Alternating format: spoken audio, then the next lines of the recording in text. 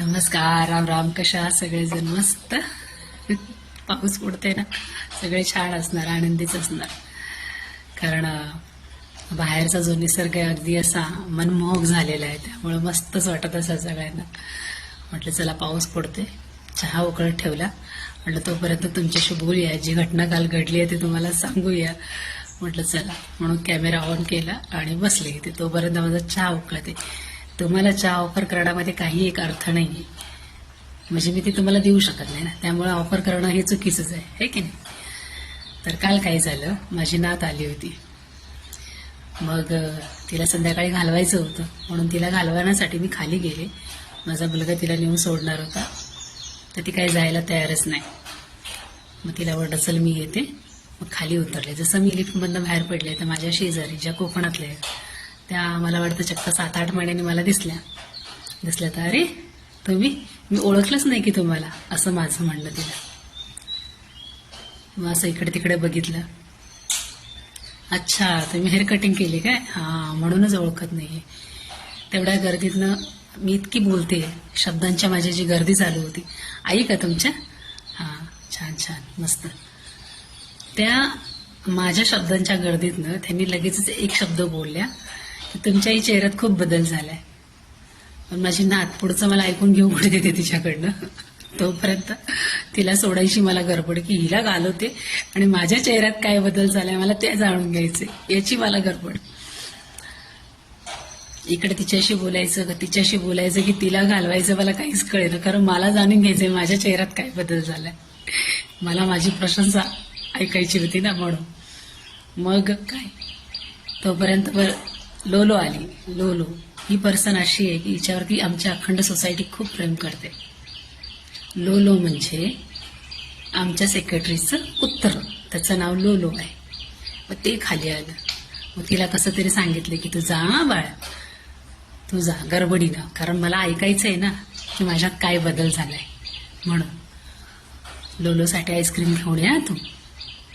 मग ती खुश झाली. लोलो आली ना खाली. मग लोलोला बाय वगैरे केली आणि मग ती गेली. मग ती मुलगी जी लोलोला खाली घेऊन आली, आता तिची विचारपूस, का तिला घालवताय, ती राहत नाही काय?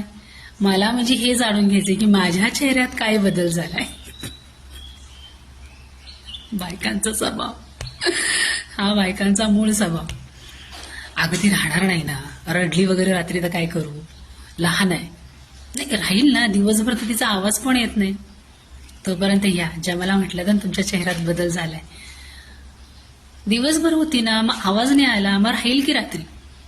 पण नाही, अहो नाही राहणार ती. रात्रीची उठली तर काय करायचं, तर तिकडनं अहो का किती राहते. मला ह्या सगळ्यात काही इंटरेस्ट नाही, कसं सांगू या लोकांना, मला ते जाणून घ्यायचे. त्या म्हटल्या ना की तुमच्यातही बदल झालाय, तुमचाही चेहरा बदललाय.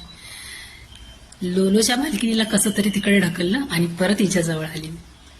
म्हटलं काय मस्त आहे ना, कधी येता कधी जाता काही कळतच नाही. आता डायरेक्ट कसं विचारणार ना, आपली प्रशंसा आपण कसं लगेचच हे करणार. म्हणून नाही आले आम्ही 2 दिवस. म्हटलं या की मग चहा घ्यायला, तुम्ही आलेलंही कळत नाही गेलेलंही कळत नाही, असं काय करताय म्हटलं.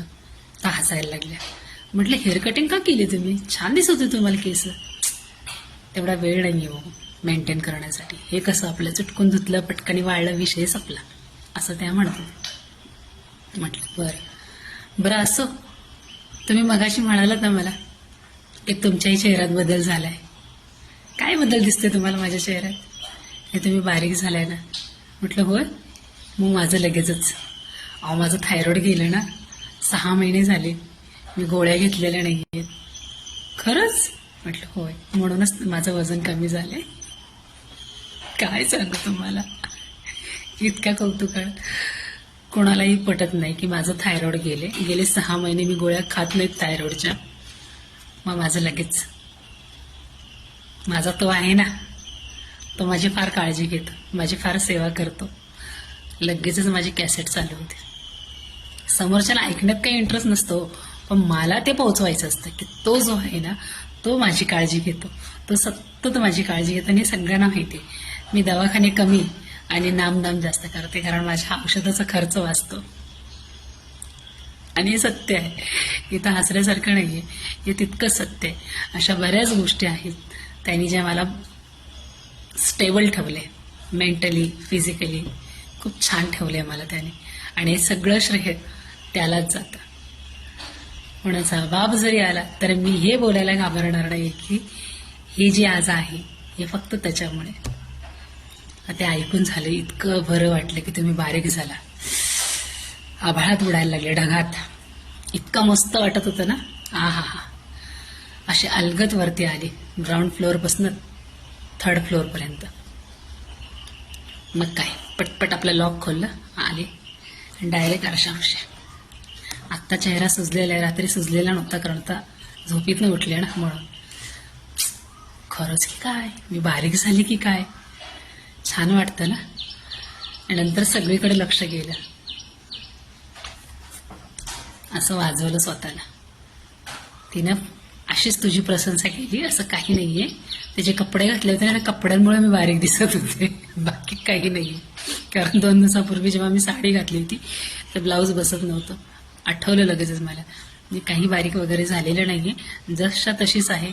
थोड्या वेळासाठी का होईना मी ढगामध्ये अशी फ्लोअर करत होते, मस्त छान. किती छान वाटते आपल्याला. अशा हलक्या फुलक्या प्रशंसा पण ना आपल्याला खूप आनंदी करतात. असं तुमच्या आयुष्यात घडतं का? घडत असेल तर नक्की सांगा. मी फार बडबड करते, ठेवते. माझा चहा उकळला असेल तर चहा घेते, चहाचा मस्त पावसामध्ये आनंद घेते. तर मी घ्या. राम राम.